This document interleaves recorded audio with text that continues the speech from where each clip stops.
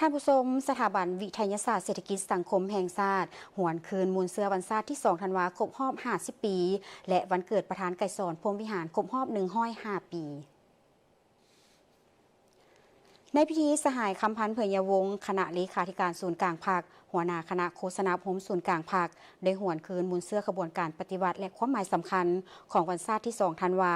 อันเป็นมูลเสื้อและไซสนะอันยิ่งใหญ่ในประวัติศาสตร์แห่งการต่อสู้ของชาติแม้นวันที่ประชาชนลาวบรรดาเผ่าได้มีอิสรภาพและเป็นเจ้าของประเทศอย่างแท้จริงทั้งเป็นวันแห่งการก้าวสู่ยุคสมัยใหม่แห่งการสร้างประเทศลาวสันติภาพเอกราชประชาธิปไตยเอกภาพวัฒนถาวรพร้อมนั้นยังยกให้เห็นถึงบรรดาเหตุการณ์และไซสนะอันยิ่งใหญ่ของกองทัพและประชาชนลาวในขบวนการต่อสู้คู่ชาติผลสำเร็จของการปฏิบัติ2หน้าที่ยุทธศาสตร์แต่อดีตจนถึงปัจจุบัน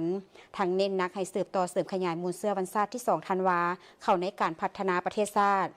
จากนั้นได้มีผู้เข้าร่วมรับฟังชีวิตและการเคลื่อนไหวปฏิบัติของทานไกรสอนพรหมวิหารโดยยกให้เห็นผลงานอันใหญ่หลวงและแบบอย่างอันดีเลิศของประธานไกรสอนพรหมวิหารพร้อมนั้นยังเน้นนักให้ตั้งหน้าหำเฮียนเอาแบบอย่างอันดีเลิศของประธานไกรสอนพรหมวิหารเพื่อสืบทอดภารกิจของพรรคในระยะใหม่ให้ไปถึงจุดหมายปลายทางในเงื่อนไขที่สภาพสากลที่มีทั้งกาลโอกาสและสิ่งท้าทายทดสอบสมทบกับสภาพภายในก็มีความยุ่งยากบ่น้อยและเพื่อเฮ็ดหลอนภารกรรมประวัติศาสตร์ที่มอบหมายให้นั้น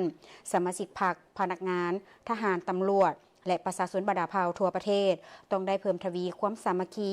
เป็นจิตหนึ่งใจเดียวพร้อมกันบุกเบินสู่ชนเหตุหน้าที่เวียกงานที่ได้มอบหมายให้สำเร็จเป็นเจ้าการแก้ไขวิกฤตการเศรษฐกิจที่ประเทศเฮาพวงเผชิญอยู่